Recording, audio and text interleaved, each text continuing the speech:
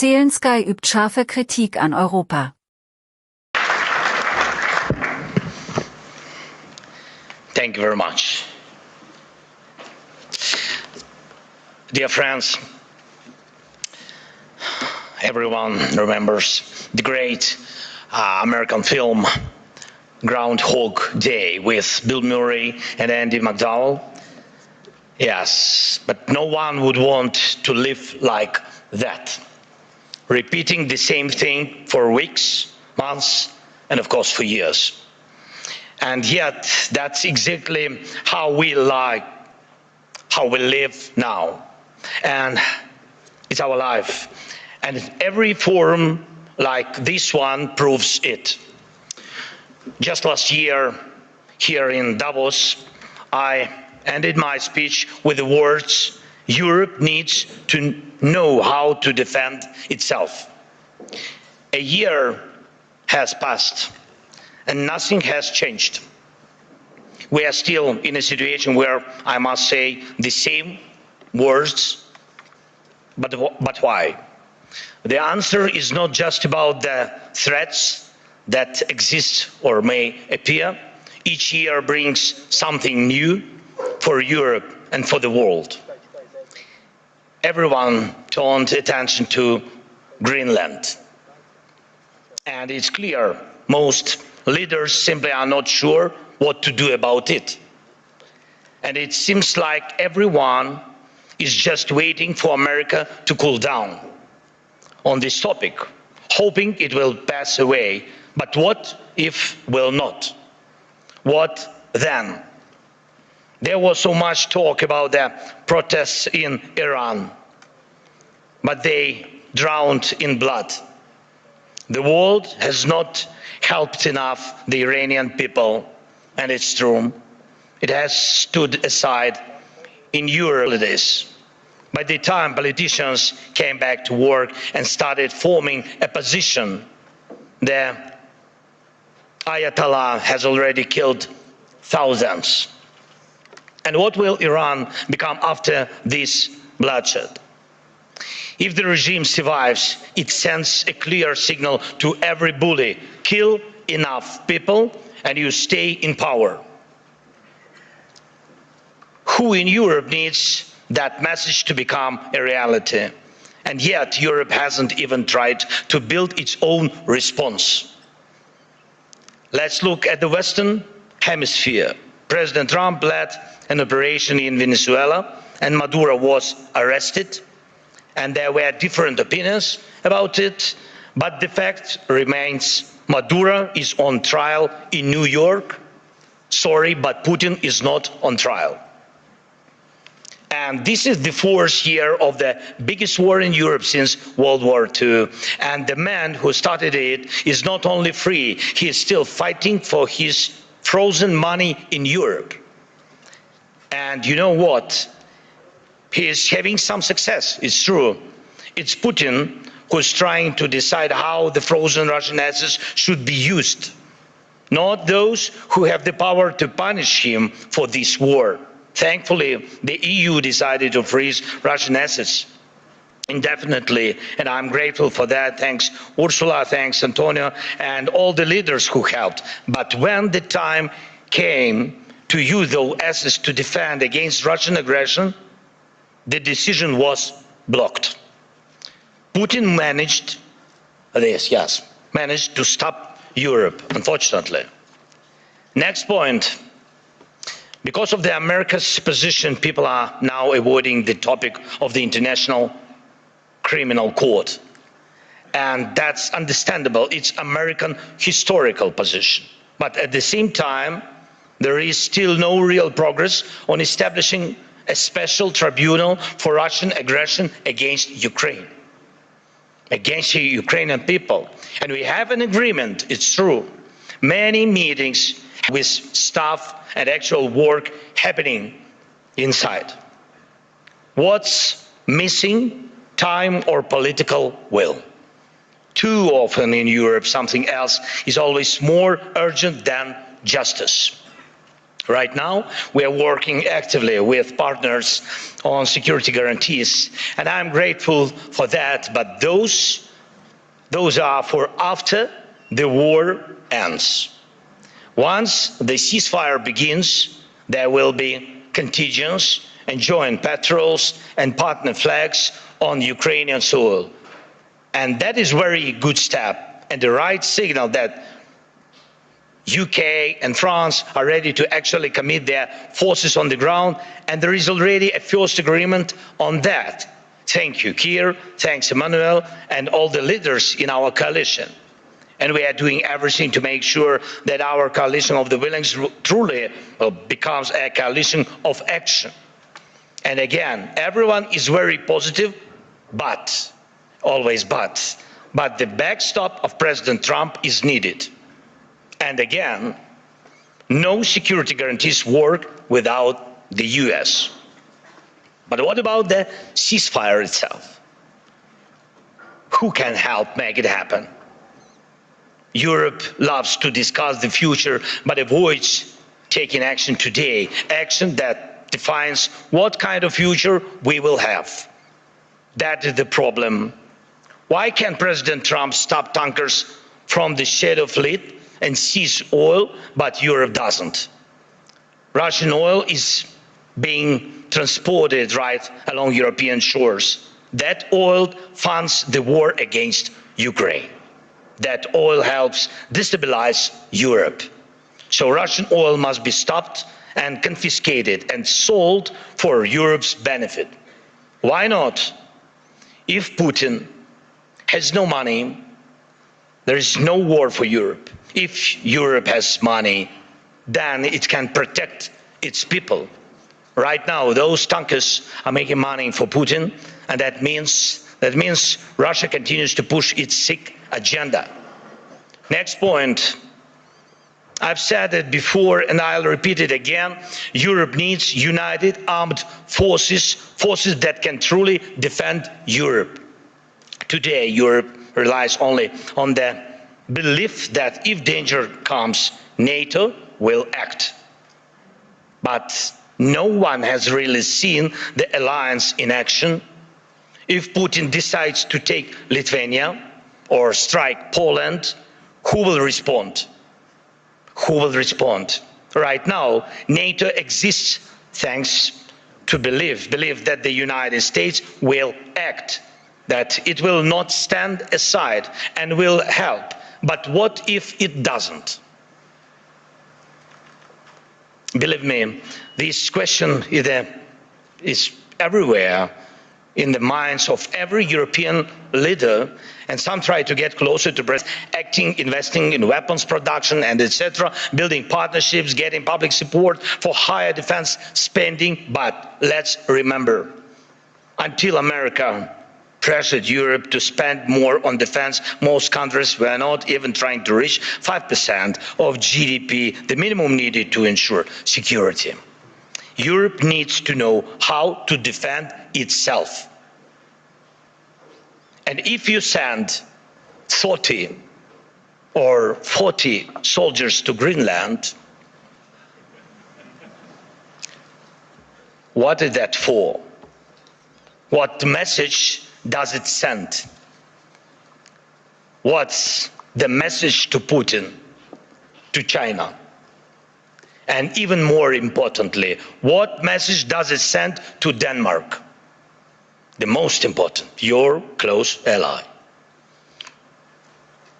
You either declare that European bases will protect the region from Russia and China and establish those bases, or you risk not being taken seriously because 30 or 40 soldiers will not protect anything. And we know what to do. If Russian warships are sailing freely around Greenland, Ukraine can help. We have the expertise and weapons to ensure not one of those ships remains. They can sink near Greenland just as they do near Crimea. No problem, we have the tools and we have people. For us, the sea is not the first line of defense, so we can take actions and we know how to fight there if we were asked and if Ukraine were in NATO. But we are not. We would solve this problem with the Russian ships. As for Iran, everyone is waiting to see what America will do. And the world offers nothing, Europe offers nothing, and doesn't not want to enter this issue as a supporter of the Iranian people and the democracy they need. But when you refuse to help the people fighting for freedom, the consequences return, and they are always negative. Belarus in 2020 is the example. No one helped their people, and now Russian Oreshnik missiles are deployed in Belarus within range of most European capitals. That would not have happened if the Belarusian people had won in 2020. And we have told our European partners multiple times, act now. Act now against those missiles in Belarus. Missiles are never just decoration, but Europe still remains in Greenland mode.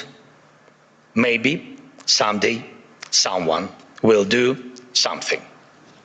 The issue of Russian oil is the same.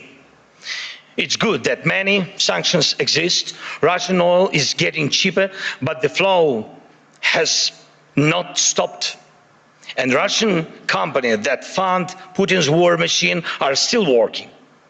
And that will not change without more sanctions. And we are grateful for all the pressure put on the aggressor. But let's be honest, Europe must do more so its sanctions block enemies as effectively as American sanctions. Why is that important? Because if Europe is not seen as a global force, if its actions don't scare bad actors, then Europe will always be reacting, catching up with new dangers and attacks. We all see that the forces trying to destroy Europe do not face a single day. They operate freely, even operate inside Europe. Every victor who lives off European money while trying to sell out European interests deserves a smack upside the head. And if he feels comfortable in Moscow, it doesn't mean we should let European capitals become little Moscows. We must remember what separates Russia from all of us.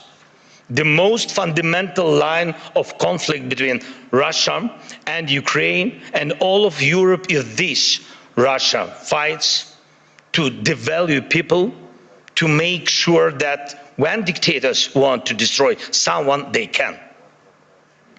But they must lose power, not gain it. For example, Russia's missiles are produced only because there are ways to bypass sanctions. It's true. Everyone sees how Russia tries to freeze Ukrainians now, our people, Ukrainians to death at minus 20 degrees Celsius. But Russia couldn't build any ballistic or cruise missiles without critical components from other countries, and it's not just China. Too often people hide behind the excuse that China helps Russia. Yes, it does. But not only China. Russia gets components from companies in Europe, the United States, and Taiwan. Right now, many are investing in stability around Taiwan to avoid war. But can Taiwanese companies stop contributing electronics to Russia's war? Europe says almost nothing. America says nothing. And Putin makes missiles. And I thank every country, of course, and every company that helps Ukraine repair its energy system. This is crucial. Thank you to all who support the Pearl program, helping us buy Patriot missiles. But wouldn't it be cheaper and easier to just cut Russia off from the components it needs for missiles production? Or even destroy the factories making them? last year, most of the time was spent talking about long-range weapons for Ukraine. And everybody said that the solution was within range. Now, no one is even talking about it. But Russian missiles and Shaheds are still here. And we still have the coordinates of the factories where they are made. Today, they target Ukraine. Tomorrow, it could be any NATO country. And here in Europe, we are advised not to mention tomahawks. Not to mention tomahawks to the Americans, not to spoil the mood. And we are told not to bring up Taurus missiles. When the subject is Turkey, diplomats say don't offend Greece. When it's Greece, they say be careful with Turkey. In Europe, there are endless internal arguments and things left unsaid that stop Europe from uniting and speaking honestly enough to find real solutions. And too often, Europeans turn against each other, leaders, parties, movements, and communities, instead of standing together to stop Russia, which brings the same destruction to everyone. Instead of becoming a truly global power, Europe remains a beautiful but fragmented kaleidoscope of small and middle powers. Instead of taking the lead in defending freedom worldwide, especially when America's focus shifts elsewhere, Europe looks lost, trying to convince the US president to change. But he will not change. President Trump loves who he is, and he says he loves Europe, but he will not listen to this kind of Europe. One of the biggest problems in today's Europe, though it's not often talked about, is the mindset. Some European leaders are from Europe, but not always for Europe. And Europe still feels more like a geography, history, a tradition, not a real political force, not a great power. Some Europeans are really strong, it's true. But many say we must stand strong, and they always want someone else to tell them how long they need to stand strong, preferably until the next election. But that's not how great power works, to my mind. Leaders say we must defend European interests, but they hope someone else will do it for them. And speaking of values, they often mean valueless. They are all like, we need something to replace the old world order with. But where is the line of leaders who are ready to act? Act now, on land, in the air, at the sea, to build a new global order. You can't build the new world order out of words. Only actions create real order. Today, America has launched the Board of Peace. Ukraine was invited, so was Russia, Belarus, though the war hasn't stopped. And there is not even a ceasefire. And I have seen who joined. Everyone had their reasons. But here is the thing. Europe hasn't even formed a united position on the American idea. Maybe tonight, when the European Council meets, they will decide something. But the documents were already signed this morning, and tonight they might also finally decide something on Greenland. But last night, Mark Rutte had spoken to President Trump. Thank you, Mark, for your productiveness. America is already changing its position, but nobody knows exactly how. So things move faster than we. Things move faster than Europe. And how can Europe keep up? Dear friends, we should not degrade ourselves to secondary roles, not when we have a chance to be a great power together. We should not accept that Europe is just a salad of small and middle powers seasoned with enemies of Europe. When united, we are truly invincible. And Europe can and must be a global force, not one that reacts late, but one that defines the future. That would help everyone from the Middle East to every other region in the world. That would help Europe itself, because the challenges we face now are challenges to the European way of life, where people matter, where nations matter. Europe can help build a better world. Europe must build a better world, and a world without war, of course. But for that, Europe needs strength. For that, we must act together and act in time. And most of all, we must have the courage to act. And we are actively working to reach solutions, real solutions. Today, we met with President Trump, and our teams are working almost every day. It's not simple. The documents aimed at ending this war are nearly ready, and that really matters. Ukraine is working with full honesty and determination, and that brings results. And Russia must become ready to finish this war, to stop this aggression, Russian war against us.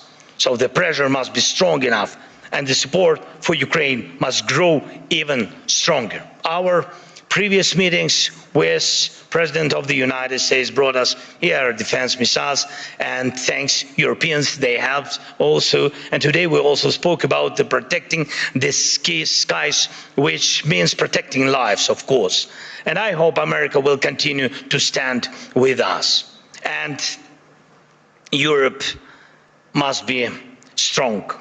And Ukraine is ready to help with anything needed to guarantee peace and prevent destruction.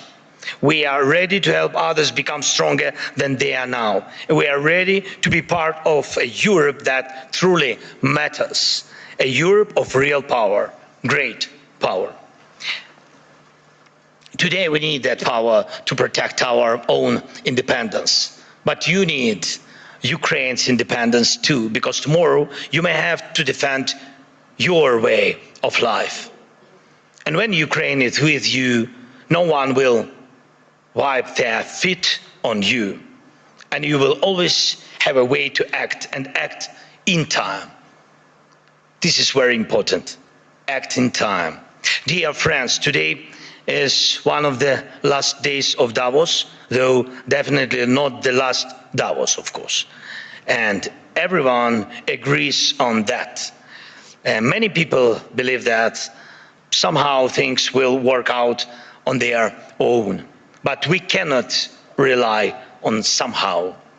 For real security, faith is not enough. Faith in a partner, in a lucky turn of events.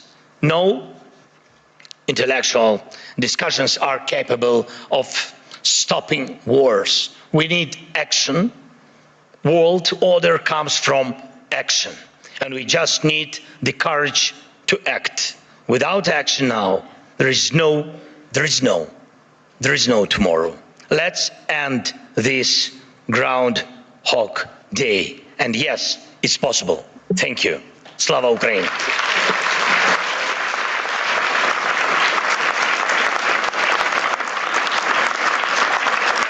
Dies ist eine Website, die dir hilft, dein englisches Lesen und Hören zu verbessern. Sie zerlegt Sätze per KI in leicht verständliche Wortgruppen. Mit dem Player kannst du Tempo, Pause und Rücksprung frei steuern, um jede Zeile zu verstehen. Die Seite bietet Übersetzungen in 20 Sprachen für barrierefreies Lernen.